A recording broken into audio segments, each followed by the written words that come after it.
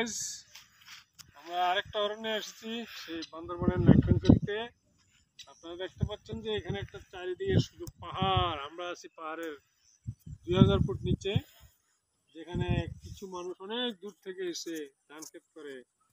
এখানে বেগুন ক্ষেত, ওখানে কদু ক্ষেত, এটা পান ক্ষেত। ওখানে মিয়ানমার দেখতে পাই আমরা।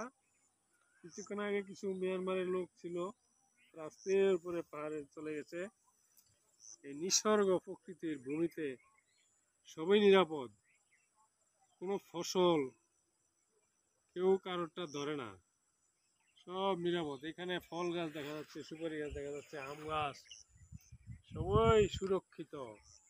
কোনো মানুষ বলতে দেখা যাচ্ছে না, শুধু মানুষ কাজ করার সময় আসে আবার চলে যায়, তাও অল্প কিছু মানুষ। এখানে চারিদিকে বিভিন্ন জীবজন্তু আছে, সন্ধ্যার পরে তারা বেরিয়ে আসে।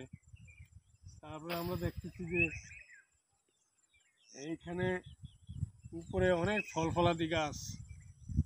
তারপরে আর আছে কি, ওই পশ্চিম দিকে সূর্য অস্ত যাচ্ছে। কিন্তু এই প্রকৃতি নীরব নীরব নিস্তব্ধ। এখানে এতই নীরব যা বলা, বর্ণনা করা কঠিন। এখন আমরা এই 2000 ফুট নিচ থেকে একটু উপরে উঠতে উঠতে মনে হয় আমাদের সূর্য ডুবে যাবে। অনেক ঝুপঝাপ পেরিয়ে আমরা এখানে এসেছি। এখন আমরা দেখতেছি একটা পান ক্ষেত আছে ওইদিকে, একটা পান খেতে যাবো এখন আমরা। এই যে এখানে কারা এই খড়ি রাখছে, কে চিনে কাকে। তারপরে আমরা দেখতেছি একটা কদু ক্ষেত, এই যে সুন্দর একটা কদু ক্ষেত, কেউ কারো শাক নেয় না। এইটা হলো একটা পান ক্ষেত। পান ক্ষেতের সিস্টেম এরকম।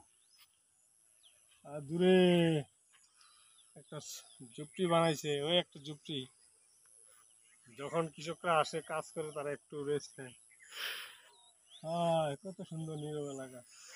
ওই দূরে দেখা যাচ্ছে যে মায়ানমারের লোক, ওই যে দেখছেন আপনারা, ওইখানে মায়ানমারের লোক কাজ করতেছে। ওই যে যাচ্ছে তারা বস্তা নিয়ে। এই নীরব এলাকায় এসে মনটাও খুব ভালো লাগছে। সবাইকে দেখাতে চাই প্রকৃতিটা, যে Bear Grylls mile to mile প্রকৃতির সাথে লড়ে নামে টিকে থাকতে হয়। এই বিয়ার গ্রিলসের মতো আমরা কিছু একটা দেখাতে চাই। ওই যে দেখছেন মায়ানমারের এদিক দিয়ে মানুষ মায়ানমার যায়, সেই রাখাইন রাজ্য এই দিক দিয়ে যায়।